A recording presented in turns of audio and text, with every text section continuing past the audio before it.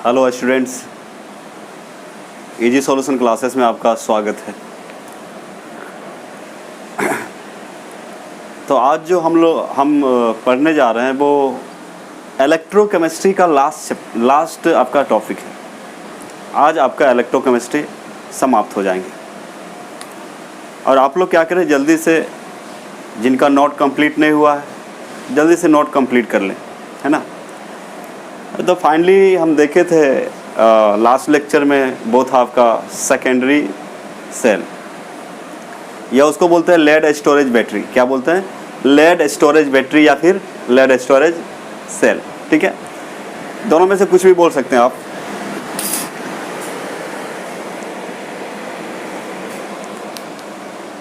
दोनों में से कुछ भी आप बोल सकते हैं, ठीक है। लेड स्टोरेज बैटरी और लेड स्टोरेज सेल, ठीक है। तो फाइनली आज हम लोग लास्ट स्टेज में पहुंच चुके हैं और आज हम लोग पढ़ने वाले हैं फ्यूल सेल। किसके बारे में? फ्यूल सेल के बारे में पढ़ेंगे। आप सीखेंगे आज कि फ्यूल सेल होता आखिर क्या है। रही बात एग्जाम, तो एग्जाम में देखिए क्वेश्चन जो आते हैं वो क्वेश्चन सेट करने वाले पर डिपेंड करता है। हम लोगों को चाहिए कि जो भी कंटेंट में है, जो भी आपका सिलेबस में है, उसको आप क्या करें, ध्यानपूर्वक सीख लें, आराम से सीख लें उसको, ताकि आपका जो भी क्वेश्चन आए तो आप क्या करें, आसानी से बना सके। और यहाँ पे सबसे बड़ी बात है, समझना बहुत ज़रूरी होता है। समझना क्या होता है? बहुत ज़रूरी होता है। तो फ्यूल सेल आज हम लोग पढ़ेंगे। फ्यूल सेल क्या होता है, कैसे काम करता है, उसका रिएक्शन क्या है, उसका सबसे पहले यूज कहाँ पे किया गया था। तो इन सारी बातों को आज हम लोग सीखने वाले हैं। मतलब एक नया चीज़ सीखने वाले हैं। आपके लिए क्या है? एक नया चीज़ है ना। और बहुत ही अच्छा चीज़ है, क्योंकि हम देख रहे हैं कि एनर्जी के बारे में जैसे बात करें तो एनर्जी धीरे धीरे आपका वैनिश हो जा रहा है। आबादी जैसे जैसे बढ़ रहे हैं, एनर्जी का यूज ज़्यादा हो रहा है। जैसे जैसे हम डेवलप कर रहे हैं वैसे वैसे एनर्जी की जो आवश्यकता होती है वो बढ़ते जा रहा है। तो कहने का मतलब एनर्जी जो है यहाँ पे वो सदा के लिए नहीं रहेगा। एक न एक दिन क्या हो जाएगा, वैनिश हो जाएगा, ख़त्म हो जाएगा, है ना। तो हम लोग क्या करते हैं, अलग अलग एनर्जी का जो सोर्सेस होते हैं उसको ढूंढने में लगे हुए हैं। दूसरी बात है कि पॉल्यूशन भी बहुत ज़्यादा बढ़ रहा है। जैसे जैसे आबादी बढ़ रहे हैं, जनसंख्या पॉपुलेशन में इंक्रीमेंट हो रहा है, वैसे वैसे आपका क्या हो रहा है, आप देख सकते हैं कि पॉल्यूशन भी क्या हो रहा है, बढ़ रहा है। अभी खैर मनाए कि कोरोना है, जिसके वजह से आपका जो है पॉल्यूशन थोड़ा कंट्रोल हुआ है, मतलब थोड़ा कम हुआ है। रेट क्या हुआ? कम हुआ। ओजोन मंडल जो है वो थोड़ा, उसका जो छिद्र था वो थोड़ा भरा है। तो कहने का मतलब जब कोई न्यू सोर्सेस का खोज किया जाता है तो अब ये ध्यान में रखा जा रहा है कि हम ऐसा एनर्जी का सोर्स बनाएं ताकि हो क्या कि पॉल्यूशन कम से कम हो, प्रदूषण कम से कम हो। इसीलिए हम लोग नए नए विचारों को मतलब सोचते हैं, उसको एनर्जी को एक फॉर्म से दूसरे फॉर्म में बदलने की कोशिश कर रहे हैं हम लोग। जिसके लिए जैसे सोलर प्लेट हम लोग बनाए तो सोलर एनर्जी को ये इलेक्ट्रिकल में बदलते हैं। फिर आपका विंड एनर्जी है वो भी इलेक्ट्रिकल में बदला जा रहा है। तो इस तरह की बात है। तो हम सीखने की कोशिश कर रहे हैं। और बात ये है कि बताना नहीं चाहिए लेकिन फिर भी शेयर कर देता हूँ। सुबह एक मैसेज आया था, जैसे कि भाई अभी हम लोग इलेक्ट्रोकेमिस्ट्री पढ़ रहे हैं, ये अभी ख़त्म हुआ नहीं, सब देख रहे हैं, एक लेक्चर और बचा हुआ है। तो सुबह जब ये आपका स्टोरेज, लेड स्टोरेज बैटरी जो पढ़े थे उसमें एक कमेंट आया था, सर आप अच्छा पढ़ाते हैं और जो है आप जो है वीडियो को थोड़ा और जल्दी डालें, और केमिकल काइनेटिक्स मतलब 4 चैप्टर का जो वीडियो कब डाल रहे हैं, इस तरह कुछ बात आया, प्लीज़ जल्दी डालिए। तो थोड़ा सा हर्ट हुआ मुझे कि निस्वार्थ रूप से जितना बन पा रहा है उतना तो मेहनत हम कर ही रहे हैं। और रही बात जितना वीडियो डाल दिए गए हैं वो तो अभी कंप्लीट सभी बच्चे नहीं देखें, तो थोड़ा सा खटक गया। खटक जाने के बाद हमने पहले तो लाइक कर दिया उसका कमेंट को, उसके बाद फिर जो है भेजे कि भाई आप अपना आईडी कार्ड भेजिए, और कहने का मतलब व्हाट्सअप नंबर भेजे आप। और एक बात और निकल गया अंदर से कि आप जो है ऑर्डर नहीं कर सकते हो, क्या करना है मुझे पता है। तो फिर से रिप्लाई आया कि एज ए गुड टीचर, आप एक अच्छे टीचर हैं, you have good teaching experience and you can't understand the students feelings। इस तरह से कुछ था कि आप अच्छा पढ़ाते हैं, सब कुछ ठीक है, पढ़ाने के एक्सपीरियंस बहुत अच्छा है, लेकिन आप जो अभी भी स्टूडेंट का जो है प्रॉब्लम नहीं समझ पा रहे हैं। तो फिर मुझे लगा कि जब ऐसा है तो क्या किया जाए, वीडियो को प्राइवेट कर दूँ और यूट्यूब में पढ़ाना छोड़ दूँ। जब खुलेगा देखा जाएगा सेंटर, उसमें पढ़ाऊँगा। तो बहुत ज़्यादा हर्ट फील हुआ, फिर अच्छा नहीं लगा, हमें लगा कोई ऑर्डर कर रहा है हमें। और फिर अपने आप को कंट्रोल किया, फिर समझाया, फिर शेयर किया अपने घर में कि ऐसे ऐसे बात है। तो घर वाले बोले कि पब्लिक प्लेटफॉर्म है तो बच्चे कुछ न कुछ बोलेंगे, कोई दिक्कत नहीं है, अपना काम करते रहना चाहिए। फिर मैंने सोचा कि एक बच्चे की वजह से यदि मैं वीडियो प्राइवेट कर देता हूँ तो कोई फ़ायदा तो होने वाला है नहीं, ऐसे भी नहीं है वैसे भी नहीं है। कम से कम हमसे जितना हो पाता है, जितना, ऐसे हम नहीं बोल सकते कि हम बहुत बड़ा मतलब अच्छा टीचर है या अच्छा पढ़ा लेते हैं, नहीं बोल सकते, ऐसा कुछ नहीं है। मैं कुछ नहीं जानता हूँ, मेरे पास जीरो नॉलेज है। यदि कोई बच्चे या कोई यदि चाहे कि कोई बोले कि आप जो है हमें पढ़ाना चाहते हैं, हम आपसे ट्यूशन भी ले सकते हैं, कोई दिक्कत नहीं है, हम पढ़ेंगे आपसे, कोई प्रॉब्लम नहीं है। यदि मतलब आपको अच्छा नॉलेज है, अच्छा जानकारी है तो कोई बात नहीं है। लेकिन एक बात ये खटक गया फिर कि आप स्टूडेंट का प्रॉब्लम नहीं समझ रहे हो। तो बच्चे देखिए, अभी कोरोना काल चल रहा है, लोग बहुत सारे समस्याओं से जूझ रहे हैं। और जैसा कि मान लें कि मेरा भी जो सिस्टम था अभी सब बंद है, पैसा आने का कोई सोर्स नहीं है, रेंट उतना ही लग रहा है, बिजली बिल उतना ही लग रहा है। और आपको पता होना चाहिए कि देखने से पता नहीं, आपको पता लग रहा है कि नहीं लग रहा है, लेकिन जो तबीयत है उतना अच्छा ठीक नहीं है, बहुत सारा प्रॉब्लम आ रहा है बॉडी में। तो मेडिसिन खरीदना चाहिए, हमको लेना चाहिए, लेकिन मेडिसिन ना खरीद के हमने वीडियो अपलोड करने के लिए रिचार्ज करवाया। उसके बाद भी यदि कोई बोलते हैं कि आप स्टूडेंट का प्रॉब्लम नहीं समझ रहे हैं तो आपकी मर्जी, क्योंकि हम आप हैं तो ये मेरा चैनल है, परिवार बनेगा आपके सहयोग से, तो आपकी वजह से पढ़ा रहा हूँ, आप ही सब कुछ है ना, जो मानिए आप। लेकिन कभी कभी लग जाता है, लेकिन नहीं मानना चाहिए बुरा। बच्चे को जो लगता है वो बोलते हैं, कोई दिक्कत नहीं, आप लोग कमेंट कीजिए।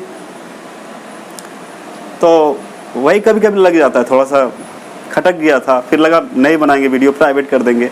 फिर लगा अरे यार आज है कल रहेंगे नहीं रहेंगे, लेकिन यदि वीडियो रहेगा तो किसी न किसी को क्या होगा, लाभ होगा। ज़्यादा कुछ तो नहीं दे पा रहे आपको, बट जितना मुझे आता है, जितना मेरा समझ है, उसको आपको क्या कर रहे हैं, शेयर कर रहे हैं। ठीक है, तो आप लोग कोई टेंशन लेने की ज़रूरत नहीं है, आराम से इसी टाइप से कमेंट करते रहिए, कोई दिक्कत नहीं है। शिकायतें तो आते रहेंगे, लोग परिवार है तो परिवार में शिकायत आता है, कुछ नीच होता है, कोई प्रॉब्लम नहीं है। लेकिन ये बोलना गलत होगा कि हम स्टूडेंट का प्रॉब्लम नहीं समझ रहे हैं, हम खुद प्रॉब्लम में हैं। जैसे कि आपको बताया कि हम चाहते तो मेडिसिन खरीद सकते थे उस पैसे से, लेकिन मैंने रिचार्ज किया हाई स्पीड नेट के लिए, वीडियो को अपलोड करने के लिए, अपना ना देख के आप लोगों को मतलब जितना हो पा रहा है हमसे, ज़्यादा तो नहीं, जितना हो पा रहा है कर रहे हैं। और दूसरी बात है, जो वीडियो इसमें डाल रहे हैं इससे हमें कोई फ़ायदा होने वाला नहीं है, ना मेरे यहाँ कुछ पैसा आ रहा है। ठीक है, फ्री ऑफ कॉस्ट है, और फ्री ऑफ कॉस्ट में आपको पढ़ाया जा रहा है, लाभ उठाइए, कोई दिक्कत नहीं है। लॉकडाउन चल रहा है, सबके लिए प्रॉब्लम है, और सबको एक साथ मिलकर इस लड़ाई से लड़ना है और जितना भी है। तो परहेज़ थोड़ा ज़रूरी है, आप लोग भी थोड़ा परहेज में रहे, बाहर कम निकले, है ना, स्टे होम, घर में रहिए, सुरक्षित रहिए और पढ़ते रहिए, आराम से पढ़ाते रहेंगे। और जितना हो पाएगा हमसे आपका हेल्प करते रहेंगे, है ना, कोई दिक्कत नहीं है, चाहे जितना भी प्रॉब्लम आ जाए। क्योंकि अभी ऐसा हो गया है कि मतलब आप समझ सकते हैं कि चारों मतलब सभी जगह से कॉल्स आते हैं, सर रेंट 5 महीना हो गया, इतना हो गया। तो आदमी अभी जान बचा ले यही काफ़ी है, लेकिन रेंट आपका जो है लेने वाले नहीं मान रहे हैं, तो बहुत सारा प्रॉब्लम है। तो टेंशन तो रहता ही है, कितनों कंट्रोल करें, कितनों अपने आप को मोटिवेट करके खड़ा होकर यहाँ पढ़ा पा रहे हैं आपको, इतना समस्या के बावजूद। लेकिन आपसे कुछ मांगा नहीं जा रहा है, लेकिन इस टाइप का कमेंट करते हैं। ठीक है, चलिए कोई दिक्कत नहीं है। यदि आप लोग सब मिलके कमेंट करेंगे सर एक दिन में 5 वीडियो डालिए, तो कुछ भी हो जाए, जब तक सांस रहेगा तब तक आपके लिए काम करेंगे। 5 वीडियो भी डाल सकते हैं, कोई प्रॉब्लम नहीं है। तो आप कमेंट करें कि हमको 4-5 वीडियो चाहिए, एक दिन में 4 वीडियो चाहिए, हम करेंगे। क्योंकि आज है कल है कि नहीं है कोई पता नहीं है, लेकिन लोगों का थोड़ा सेवा हो जाए, भलाई हो जाए, यही काफ़ी है। पैसे से तो नहीं कर पा रहे हैं हेल्प, लेकिन जो मेरे पास आइडिया है, जो हम सीखे हैं, जितना मेरे पास नॉलेज है, उसको आपको दे के हेल्प करना चाह रहे हैं। तो कोई दिक्कत नहीं है, टेंशन ना ले इस सब बातों का, ये सब होते रहता है, चलते रहेगा। जब तक हम हैं कोई दिक्कत आपको नहीं होने देंगे, जितना भी हो सके हेल्प करेंगे।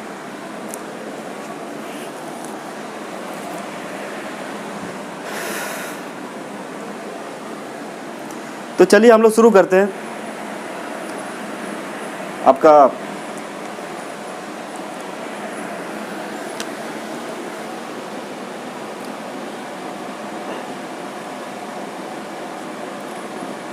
फ्यूल सेल,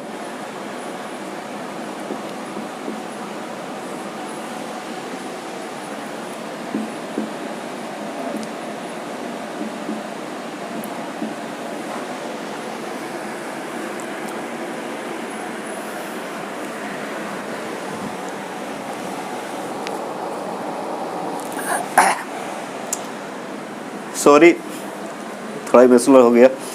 तो आज हम लोग पढ़ेंगे फ्यूल सेल।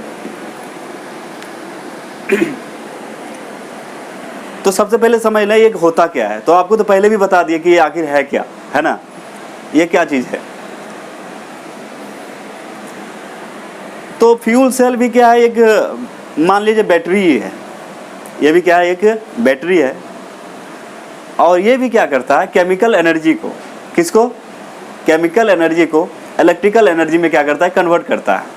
तो लेकिन ये इसका जो मतलब बोल सकते हैं, इसका विशेष बात ये है, इसका विशिष्टता ये है कि सबसे पहली बात है जो फ्यूल्स का, किसका, जैसे कि हेडिंग दिया हुआ है फ्यूल सेल, ठीक है, ईंधन, आप बोल सकते हैं इसको ईंधन सेल, ठीक है, सॉरी यहाँ पे सिर्फ ईंधन लिखें। ये क्या है, आपका ईंधन सेल है, ये आपका है आपका ईंधन सेल।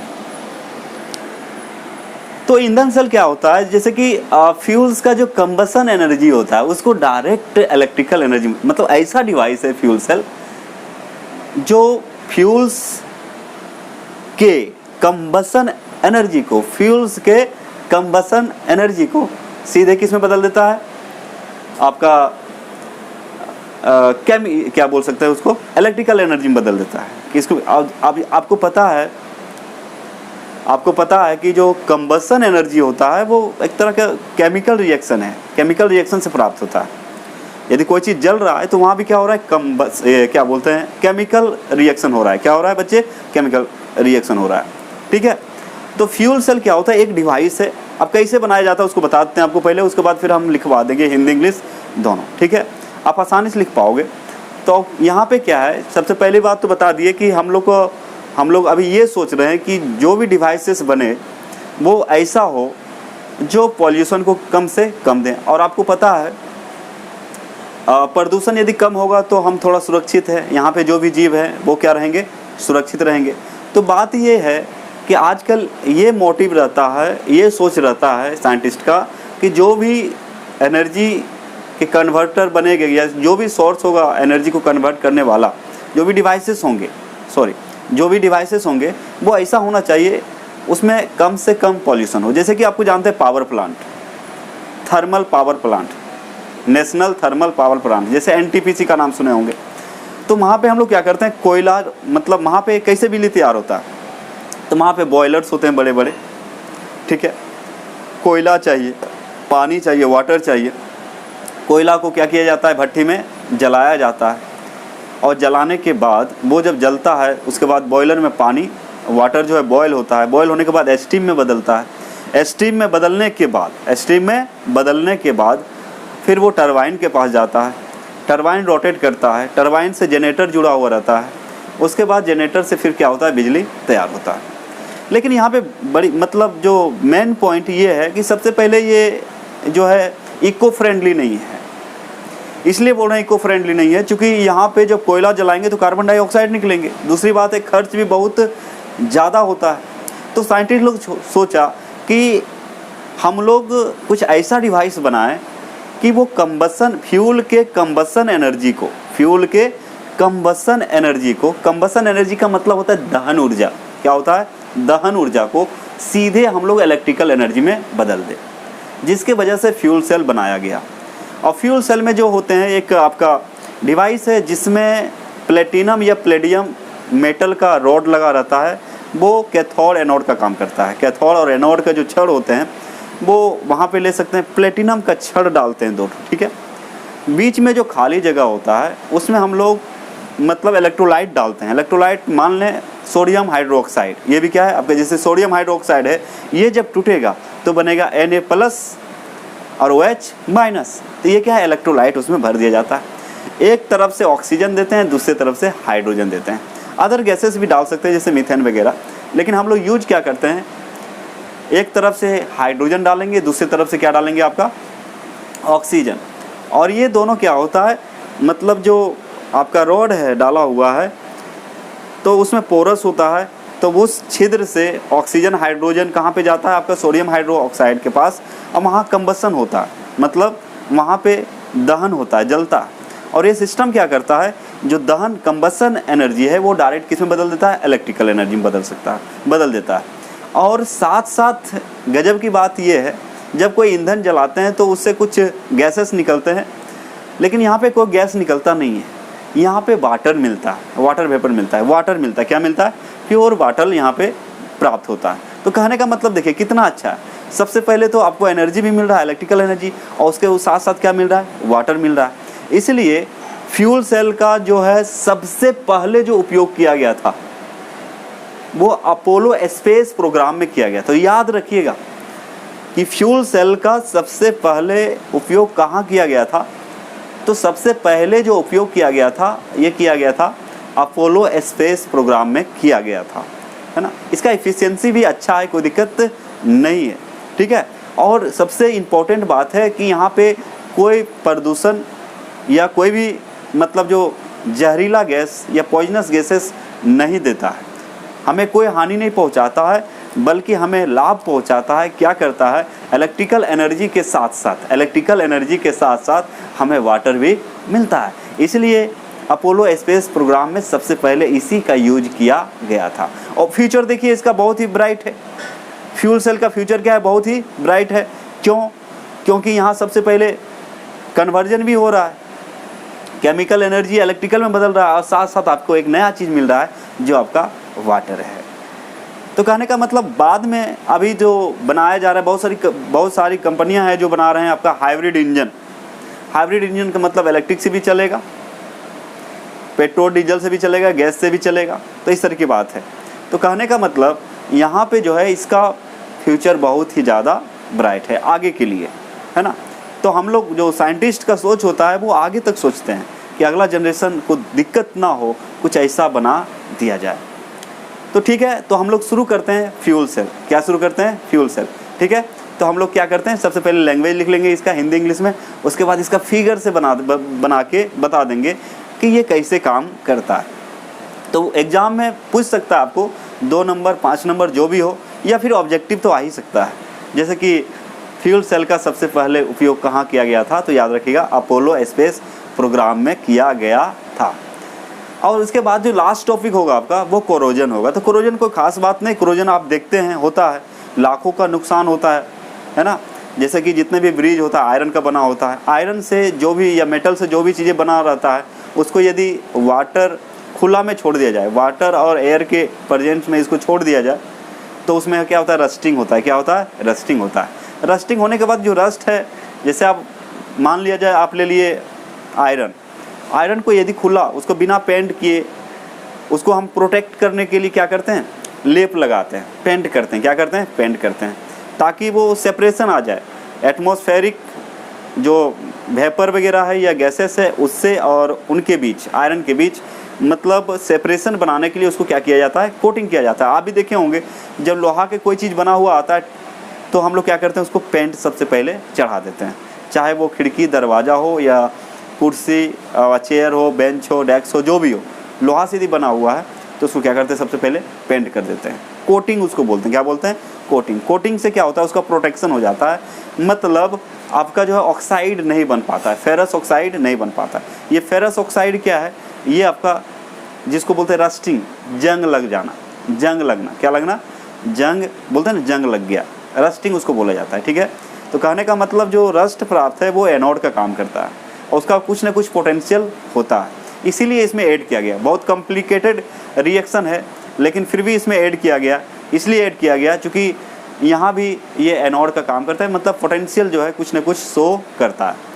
तो चलिए हम लोग क्या करते हैं, स्टार्ट करते हैं। आपका फ्यूल सेल सबसे पहले पढ़ा देंगे, उसके बाद फिर पढ़ेंगे हम लोग क्या चीज़, कोरोजन। क्या पढ़ेंगे, कोरोजन। उसके बाद ये चैप्टर आपका क्या हो जाएगा, मतलब ख़त्म हो जाएगा। फिर हम लोग आगे बढ़ेंगे फोर्थ चैप्टर की ओर, जो केमिकल काइनेटिक्स है। बहुत ही इंपॉर्टेंट है, बहुत छोटा चैप्टर है, बहुत ही क्या है, इंपॉर्टेंट है आपके लिए और आपके एग्जाम के लिए और समझने के लिए, इस दुनिया को समझने के लिए, रिएक्शन के मैकेनिज्म को समझने के लिए, रेट ऑफ रिएक्शन को समझने के लिए, factor affecting the rate of reaction को समझने के लिए, है ना, रेट लो इक्वेशन समझने के लिए, फर्स्ट ऑर्डर रिएक्शन समझने के लिए, सेकेंड ऑर्डर समझने के लिए, हाफ लाइफ, रिएक्शन का हाफ लाइफ समझने के लिए, अर्हेनियस इक्वेशन समझने के लिए, बहुत ही क्या है आपके लिए इंपॉर्टेंट चैप्टर आ रहा है आपका, जो है चैप्टर नंबर 4।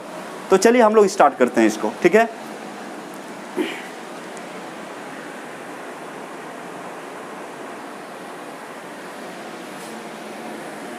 तो चलिए हम लोग इसको देखते हैं। बहुत ही आसान है, ठीक है, सिंपल है।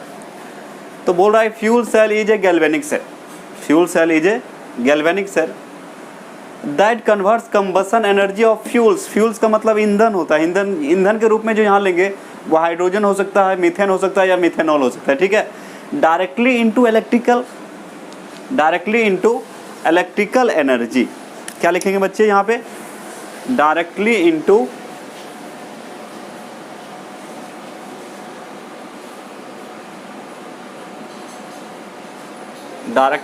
Electrical, directly into electrical energy किसमें बदल देता है, मतलब को ईंधन के दहन ऊर्जा को सीधे किसमें बदल देता है, इलेक्ट्रिकल एनर्जी में बदल देता है। और यहाँ पे देखिए, इस यहाँ पे जो सवाल आता है आपको, क्वेश्चन ऑब्जेक्टिव आपको बताते जा रहे हैं। यदि आपसे पूछेगा कि ईंधन सेल में, फ्यूल सेल में कौन सा ईंधन का यूज किया जाता है, तो तीन चीज़ तो याद रखते हैं, या तो हाइड्रोजन ले सकते हैं, या मीथेन ले सकते हैं, या तो मिथेनॉल ले सकते हैं। हाइड्रोजन, मीथेन या मिथेनॉल। मिथेनॉल मतलब CH3OH, है ना, मीथेन मतलब CH4, हाइड्रोजन मतलब H2। तो कहने का मतलब यहाँ पे जो आप ले सकते हैं ईंधन के रूप में वो हाइड्रोजन या मीथेन या मिथेनॉल। तो आपसे यदि क्वेश्चन करें कि फ्यूल सेल में कौन सा ईंधन यूज होता है, तो आप बोल सकते हैं सिंपली हाइड्रोजन का यूज कर सकते हैं, नहीं तो मीथेन का यूज कर सकते हैं, या तो मिथेनॉल का यूज कर सकते हैं। इस तरह से ऑब्जेक्टिव आपका सॉल्व हो जाएगा। तो वही लिखा हुआ है, fuel cell is a galvanic cell that convert combustion energy of fuels directly into electrical energy. In this device, fuels like hydrogen, methane and methanol etc. are used. तो ईंधन सेल एक गैल्वेनिक सेल है जो ईंधन के दहन ऊर्जा को किसमें बदल देता है, सीधे विद्युत ऊर्जा में बदलता है। इस उपकरण में ईंधन जैसे हाइड्रोजन, मीथेन तथा मिथेनॉल इत्यादि का उपयोग किया जाता है। एक बात और आपको ऑब्जेक्टिव के लिए याद रखना है, इफिशियंसी। इफिशियंसी का हिंदी होता है दक्षता, क्षमता, दक्षता होता है। क्या होता है, दक्षता होता है। इफिशियंसी का मतलब दक्षता, मतलब कितना इफिशियंसी है। जैसे इफिशियंसी का मतलब समझे, मान लिए 2 बच्चे हैं, दोनों को पढ़ने बैठा दिया गया सेम टाइम में घड़ी देख के, ठीक है।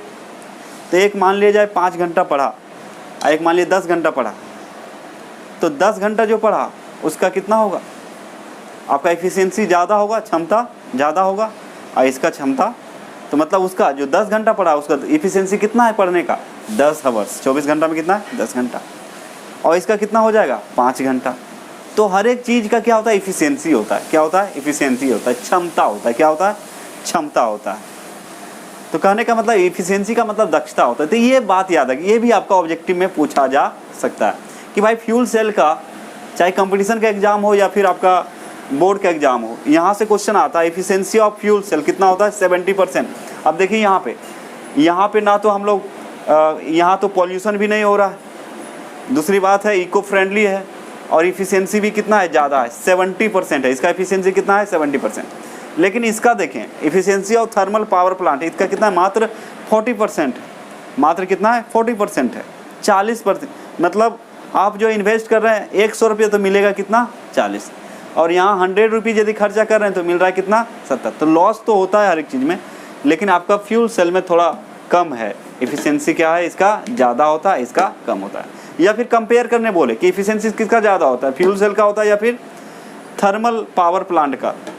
थर्मल पावर प्लांट का मतलब ऊष्मीय पावर प्लांट, तो कहने का मतलब इसका 40% ही होता है, लेकिन खर्च कितना होता है, तो परसेंटेज मतलब समझ में आ रहा है ना। ये 100 खर्च किए तो 70 आया, 100 किए तो 40 आया। तो मतलब थर्मल पावर प्लांट का याद, जैसे एनटीपीसी का नाम सुनेंगे, national NTPC, national thermal power corporation है ना, एनटीपीसी। तो कहने का मतलब वो आपका थर्मल पावर प्लांट है जो बाढ़ में है। अब देखे होंगे यहाँ बिहार में कहाँ पे है, बाढ़ में, तो आप देख सकते हैं वो क्या है, आपका थर्मल पावर प्लांट है, उसका 40%, और फ्यूल सेल का कितना होता है, 70% होता है। इसीलिए अपोलो स्पेस प्रोग्राम में इसका यूज किया गया था। तो इस तरह से इसको क्या करेंगे, नोट डाउन कर लेंगे। तो आपका ये इंपॉर्टेंट होगा ऑब्जेक्टिव के लिए। यहाँ से ऑब्जेक्टिव बनेगा, यहाँ से ऑब्जेक्टिव बनेगा, उसके बाद यहाँ फ्यूल्स क्या क्या यूज होता है, हाइड्रोजन कर सकते हैं, मीथेन कर सकते हैं, या मिथेनॉल। ये भी एक तरह का गैल्वेनिक सेल ही है, ये भी क्या है, एक तरह का गैल्वेनिक सेल है। आगे बताते हैं आपको, तब तक क्या करें, इसका फटाफट नोट्स रेडी, ये क्या बोलते हैं, इसका स्क्रीनशॉट ले लें। इसका क्या ले लें आप लोग, स्क्रीनशॉट ले लें, फिर आगे आपको बताते हैं इसके बारे में और थोड़ा डिटेल में जाते हैं। चलिए लीजिए,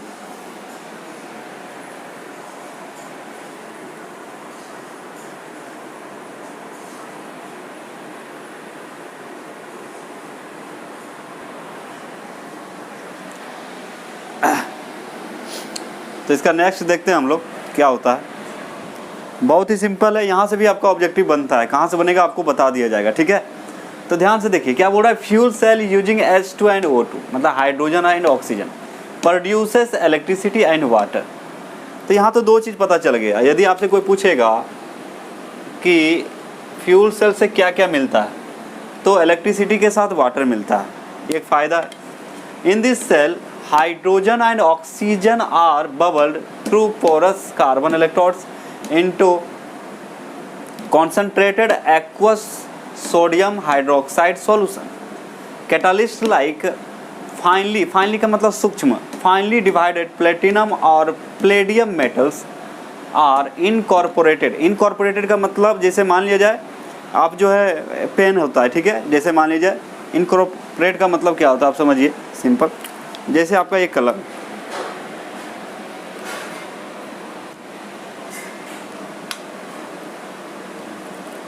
जैसे मान लीजिए कार्बन का इलेक्ट्रोड है, ये क्या आपका कार्बन का इलेक्ट्रोड, और ये प्लेटिनम या प्लेटिनम का छड़ है, ठीक है। तो रेट ऑफ रिएक्शन बढ़ाने के लिए, रेट ऑफ रिएक्शन को बढ़ाने के लिए हम लोग जो कार्बन, इसको मान लें कार्बन का इलेक्ट्रोड है, तो इसके अंदर क्या डाल देते हैं, प्लेटिनम का महीन छड़ डाल दिए, ठीक है। यहाँ जो आपका रिफिल है इसको मान लें आप इलेक्ट्रोड, ये मान लें आपका प्लेटिनम का छड़ है, ये रिएक्शन में पार्टिसिपेट नहीं करेगा, सीधा बात है। करंट इससे फ्लो हो सकता है लेकिन ये रिएक्शन में पार्टिसिपेट नहीं करेगा। तो इनकॉर्पोरेटेड का मतलब होता है कि जैसे मान लिया जाए ये क्या है आपका एक कार्बन का इलेक्ट्रोड है, इसके अंदर हम लोग सूक्ष्म क्या डाल दिए, प्लेटिनम या फिर प्लेडियम का छड़ डाल दिए, इसको बोलते हैं इनकॉर्पोरेटेड। इनकॉर्पोरेट बोलते हैं। इनकॉर्पोरेट का मतलब डालना या फिर समावेशित करना, क्या करना, समावेशित करना। तो इस तरह से समझिए आप।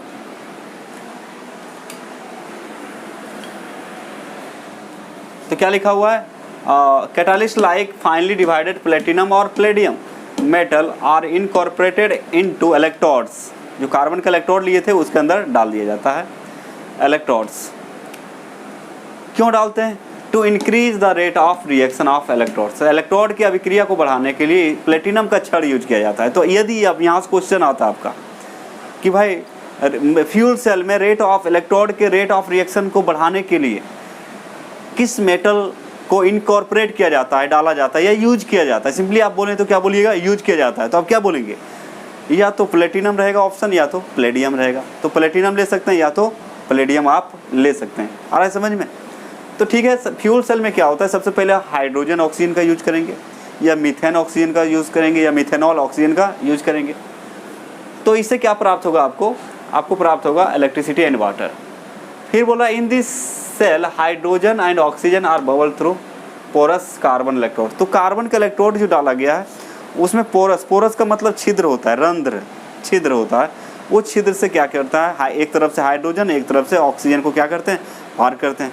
पार करने के बाद दोनों इलेक्ट्रोड के बीच आपका सोडियम हाइड्रोक्साइड होता है, एक्वस कॉन्सेंट्रेटेड एक्वस क्या होता है आपका, कॉन्सेंट्रेटेड एक्वस सोडियम हाइड्रोक्साइड होता है। और उसके पास ये जाता है, वहाँ पे क्या होता है, कंबसन होता है। कंबसन के फलस्वरूप आपको क्या मिलता है, इलेक्ट्रिसिटी मिलता है, और साथ साथ क्या मिलता है, वाटर मिलता है।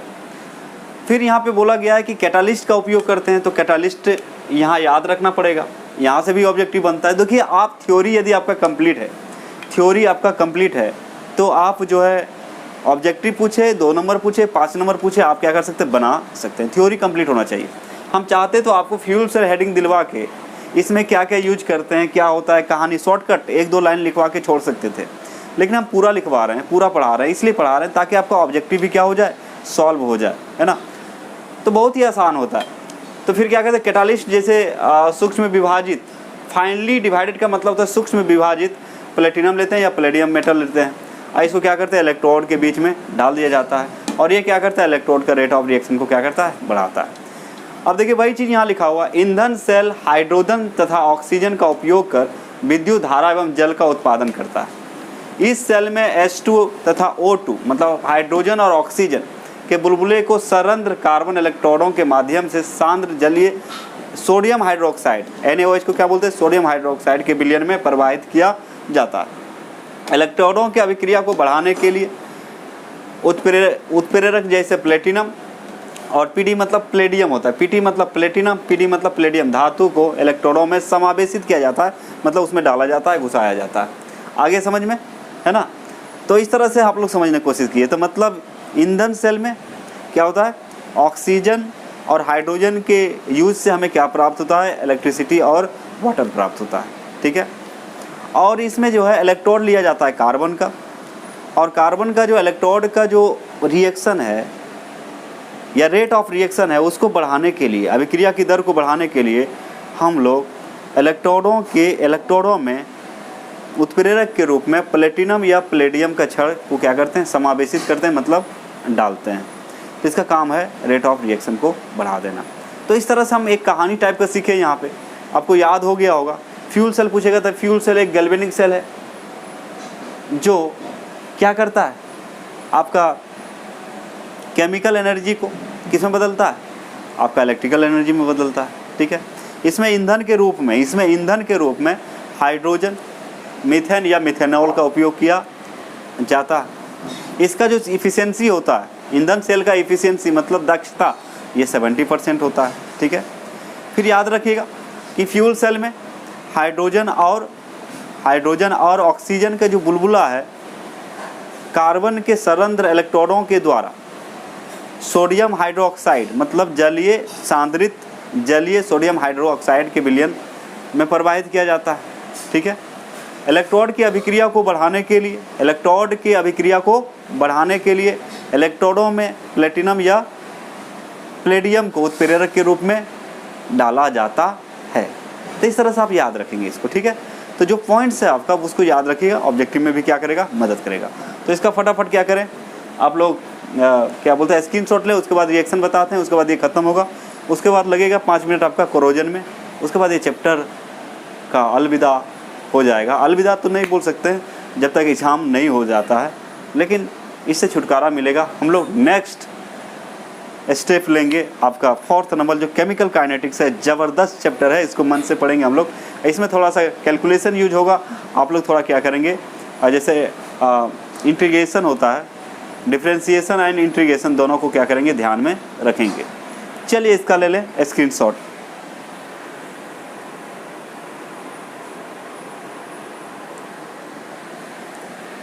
अब चलिए इसका रिएक्शन देख लेते हैं, जरूरी है। जैसे कि हम लोग जो यूज किए थे हाइड्रोजन और ऑक्सीजन यूज किए थे, तो एनोड का जो रिएक्शन होगा, जैसे H2O लेंगे और ये 4OH है। OH कहाँ से आया, चूँकि इलेक्ट्रोड के बीच में जो डाला जाता है सोडियम हाइड्रोक्साइड, तो सोडियम हाइड्रोक्साइड NaOH होता है। ये यदि ब्रेक करेगा तो मिलेगा आपको Na+ और OH-, ये मिलेगा आपको। तो कहने का मतलब H2O 2H2O क्या करता है, OH के साथ क्या करता है, कंबाइन करेगा, तो मिलेगा 4H2O मिलेगा, वाटर मिलेगा, और 4 इलेक्ट्रॉन क्या करेगा, ये रिलीज कर देगा। कैथोड में क्या होता है, ऑक्सीजन होता है। ऑक्सीजन फिर किससे साथ रिएक्शन करेगा, ये जो वाटर बना इसके साथ, और ये 4 इलेक्ट्रॉन लेगा। क्योंकि यहाँ पे क्या होता है, रिडक्शन, कैथोड पर रिडक्शन, एनोड पर ऑक्सीडेशन। तो जब ऑक्सीडेशन होगा तो इलेक्ट्रॉन रिलीज करेगा, और जब रिडक्शन होगा तो इलेक्ट्रॉन को क्या करेगा, गेन करेगा। तो इसका जो 4 इलेक्ट्रॉन ये लेगा और ये वाटर लेगा और ये ऑक्सीजन रिएक्शन करेगा, तो बना लेगा ये 4OH- एक्वस। क्या बना लेगा, 4OH- एक्वस। अब देखिए यहाँ पे ऑक्सीजन कितना है, ऑक्सीजन है 2 और 2 4, हाइड्रोजन भी कितना है, 4 है, तो इसको लिख सकते हैं 4OH-, 4 इलेक्ट्रॉन लिया तो क्या आ जाएगा चिन्ह, माइनस। ओवरऑल रिएक्शन देखा जाए तो देखिए ये 4 इलेक्ट्रॉन है, इधर आएगा तो क्या हो जाएगा, -4 इलेक्ट्रॉन, तो ये दोनों क्या हो गया, कैंसिल। इसको सिंपली जोड़ देंगे तो ये दोनों क्या हो जाएगा, आपका कैंसिल हो जाएगा। 4OH और 4OH क्या हो जाएगा, कैंसिल हो जाएगा। तो कहने का मतलब 4 इलेक्ट्रॉन कैंसिल, ये OH इधर लाएंगे तो प्लस है तो क्या हो जाएगा, माइनस, तो 4OH- 4OH- क्या हो जाएगा, कैंसिल हो जाएगा। सिंपली इसको जोड़ दिया गया है, ठीक है। तो जोड़ने के बाद क्या मिलेगा, देखिए इधर क्या है, 2H2O है और O2 है, तो 2H2O और O2 मिला, और ये दोनों जब कंबाइन करेगा तो क्या मिलेगा, वाटर, 2H2O मिलेगा। क्या मिलेगा, 2H2O आपको प्राप्त होगा। क्या प्राप्त होगा बच्चे, 2H2O प्राप्त होगा। अब बोलिए 2H2O ही क्यों आया, अब बोलिएगा ये कैसे आया, थोड़ा सा आप बताइए ये रिजल्ट कैसे आया। तो दोनों को जोड़ दीजिए यार, दोनों को क्या करें आप, जोड़ दें। तो कैसे जोड़ेंगे, देखिए 2H2 गैस, बस आपको समझने के लिए यहाँ पे थोड़ा सा इलाबोरेट कर रहे हैं, बता रहे हैं। 4OH- एक्वस है, और ये बना आपका 4H2O, ये लिक्विड, और प्लस कितना है, 4 इलेक्ट्रॉन।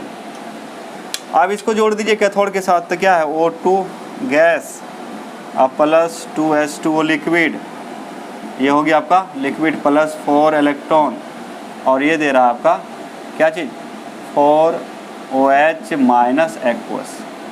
अब देखिए बच्चे ये दोनों कैंसिल हो जाएगा, 4 इलेक्ट्रॉन से 4 इलेक्ट्रॉन कैंसिल, कैसे, दोनों को जोड़ रहे हैं, बस सिंपली क्या कर रहे हैं, इसको जोड़ रहे हैं।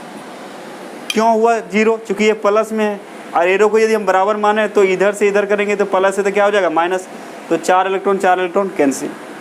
अब यहाँ देखिए 4OH- इधर है, इसको उधर ले जाएंगे तो क्या हो जाएगा, माइनस, यानी कि 4OH- क्या हो जाएगा, कैंसिल। यहाँ पर है 4H2O है, यहाँ पे 2H2O है, उधर ले जाएंगे तो माइनस हो जाएगा, तो 4H2O में कितना जाएगा, 2H2O जाएगा, तो क्या बचेगा, H2, मतलब 4H2O में 2H2O जाएगा तो कितना बचेगा, 2H2O। अब जो जोड़िए देखिए क्या है, 2H2 गैस और प्लस O2 गैस। अब ये दोनों कंबाइन करेगा तो कितना, क्या बनेगा आपका, 2H2 मिल रहा है लिक्विड। तो यहाँ खास बात ये है कि यहाँ पे जो है आपको क्या मिल रहा है, गैस, क्या बोलते हैं, इलेक्ट्रिसिटी के साथ साथ क्या मिल रहा है, पानी भी मिल रहा है। प्रोडक्ट में क्या मिल रहा है आपको, पानी मिल रहा है। अब बोलिएगा इसका यूज कहाँ किया गया था, इसका यूज जो है सबसे पहले कहाँ किया गया था, तो fuel cell was used for producing electrical energy and water in the Apollo space program. तो याद रखेंगे, इसको साइड में लिख देते हैं, है ना।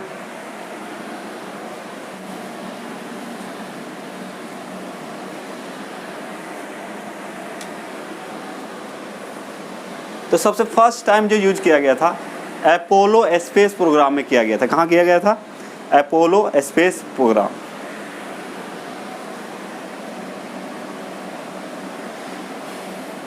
अपोलो, क्या नाम है इसका? अपोलो, याद रखिएगा अपोलो, स्पेलिंग थोड़ा सा देख लेंगे, अपोलो स्पेस प्रोग्राम। तो अपोलो स्पेस प्रोग्राम में सबसे पहले जो यूज किया गया था वो है आपका, इसमें जो यूज किया गया था वो है आपका फ्यूल सेल। इस तरह से याद रख सकते हैं, यूज्ड अपोलो स्पेस प्रोग्राम में सबसे पहले जो यूज किया गया था, यहाँ लिख देते हैं यूज का मतलब क्या होता है? प्रयोग करना। तो सबसे पहले जो यूज किया गया था अपोलो स्पेस प्रोग्राम में वो है आपका फ्यूल सेल। मतलब fuel cell was used first in Apollo space program. याद रखिएगा, fuel cell was used first in Apollo space program. याद रखेंगे, तो फ्यूल सेल का उपयोग सबसे पहले जो किया गया था, यूज फर्स्ट, शॉर्टकट याद रखिएगा आप लोग, use first fuel cell. Apollo space program में यूज सबसे पहले हुआ था आपका, सबसे पहले किसका हुआ था? फ्यूल सेल का। तो इतने सारे बात आप याद रख सकते हैं इसमें, ठीक है। अब इसका क्या करें, फटाफट आप स्क्रीनशॉट लें, उसके बाद हम लोग शुरू करते हैं कोरोजन, उसके बाद क्या हो जाएगा, ये चैप्टर लास्ट हो जाएगा। चलिए इसका स्क्रीनशॉट लें।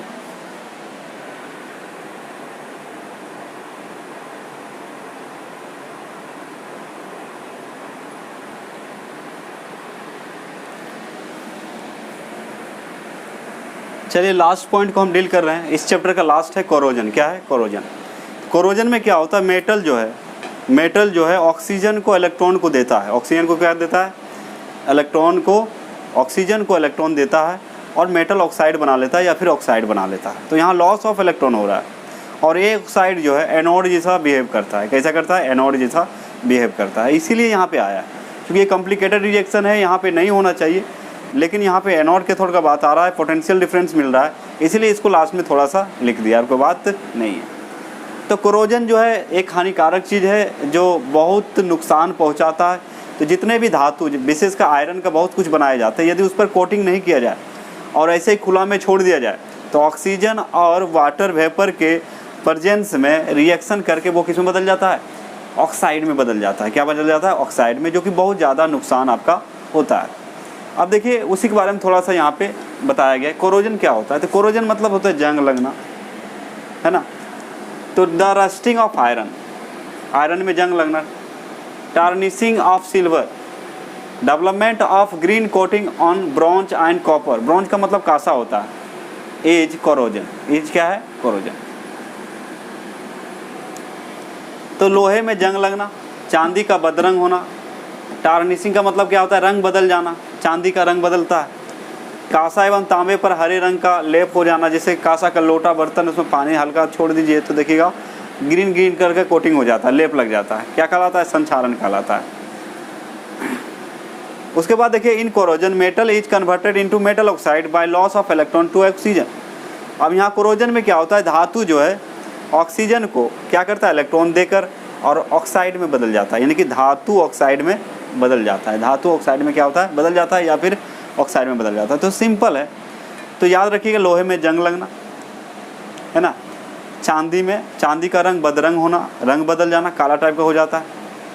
कांसा हो या फिर तांबा हो, उस पर हरे रंग का लेप लग जाना, सब क्या है? कोरोजन है। क्या है? कोरोजन। कोरोजन में क्या होता है? जो मेटल्स होता है ऑक्सीजन को इलेक्ट्रॉन देता है और किस में बदल जाता है? ऑक्साइड में। और ये ऑक्साइड जो है एनोड जैसा बिहेव करता है, इसीलिए यहाँ पे इस चैप्टर में इसको रखना पड़ा, और कोई बात नहीं है। अब कोरोजन से यदि कोई पूछे कोरोजन से बचाने के लिए हम क्या करते हैं, धातुओं को कोरोजन से बचाने के लिए क्या करते हैं, संक्षारण से बचाने के लिए क्या करते हैं, तो कोटिंग करते हैं। उसमें क्या करते हैं? पेंट करते हैं, लेप लगाते हैं, पेंट करते हैं, परलेप चढ़ाते हैं, ठीक है। तो कोटिंग करते हैं। क्या कोटिंग करने के बाद क्या होता है?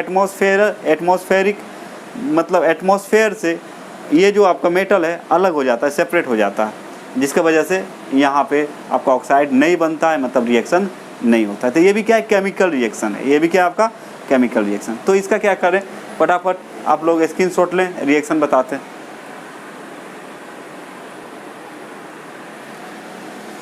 अब देखते हैं इसका रिएक्शन। इसका क्या देखते हैं हम लोग, रिएक्शन। रिएक्शन क्या होता है, तो रिएक्शन याद रखिएगा यहाँ पे, ऐसे भी जरूरी नहीं इधर से क्वेश्चन नहीं आता, लेकिन फिर भी आपसे पूछ सकता है कोरोजन क्या होता है, तो आप बता सकते हैं। तो एनोड है यहाँ पे फेरस, तो एफ ही जो है कन्वर्ट हो जाता है Fe2+, 4 इलेक्ट्रॉन देता है। इसका पोटेंशियल यदि देखा जाए तो ये होता है -0.44 वोल्ट होता है। इसका पोटेंशियल कितना होता है, मतलब इसका पोटेंशियल होता है -0.44 वोल्ट। अब ये क्या करता है, ऑक्सीजन है वायुमंडल में, तो ऑक्सीजन है आपका, तो ये 4 इलेक्ट्रॉन, ये इलेक्ट्रॉन कहाँ से आया, जैसे पानी है, तो पानी जब टूटेगा तो आपका H+ OH- आता है, H+ और OH-। वाटर यदि टूटेगा, H2 यदि ब्रेक करता है तो आता है H+ और OH-। तो कहने का मतलब ये H जो है आपका जो ऑक्सीजन के साथ रिएक्शन करता है, 4 इलेक्ट्रॉन इसको यहाँ से मिल जाता है और ये बना लेता है वाटर। क्या बना लेता है फिर से, वाटर। इसका पोटेंशियल देखा जाता है तो 1.23 वोल्ट होता है। मतलब ये तो प्रैक्टिकल की बात है ना। ओवरऑल रिएक्शन देखा जाए तो दोनों को जोड़ देंगे, इसको और इसको क्या करेंगे, ऐड कर देंगे। ओवरऑल रिएक्शन जैसे मान लीजिए इसको इक्वेशन 1 और इसको मान लें 2, तो ओवरऑल रिएक्शन में क्या होता है, 1 और प्लस का आएगा 2Fe। तो कैसे आ रहा है आपका, देखिए 2Fe ये वाला है। उसके बाद फिर क्या है, इसका O2 जोड़ दिए, इसमें कितना है 4 इलेक्ट्रॉन, ये 4H+ एक्वस, तो 4H+ एक्वस, ये 4 इलेक्ट्रॉन क्या हो जाएगा, कैंसिल हो जाएगा। बाद में क्या बच रहा है आपको 2Fe+ एक्वस ये बच रहा है, और प्लस क्या बच रहा है 2H2O बच रहा है, 2H2। ये 4 इलेक्ट्रॉन सिर्फ क्या हो जाएगा, कैंसिल, बाकी दोनों क्या हो जाएगा, ऐड हो जाएगा। अब यहाँ पे जो आपका जो है वोल्टेज आएगा, मतलब यहाँ पे जो स्टैंडर्ड पोटेंशियल आएगा इसका, अब क्या करते हैं दोनों को जोड़ देते हैं। चूँकि ये स्टैंडर्ड पोटेंशियल दिया हुआ है तो ये दोनों को क्या करेंगे, जोड़ देंगे, मतलब इतना और माइनस इतना। तो देखिए क्या दिया हुआ है, जैसे आपको पढ़ाए थे, E cell = E right minus EL, यानी कि कैथोड का पोटेंशियल माइनस एनोड का। तो कैथोड का आपका दिखा रहा है कितना है, कैथोड का है आपका 1.23 वोल्ट और प्लस माइनस, और माइनस कितना है, और माइनस दिया हुआ आपका, इसका दिया हुआ है -0.44 वोल्ट। दोनों को जोड़िए तो माइनस माइनस क्या हो जाएगा, प्लस, यानी कि 1.23 वोल्ट और प्लस 0.44 वोल्ट।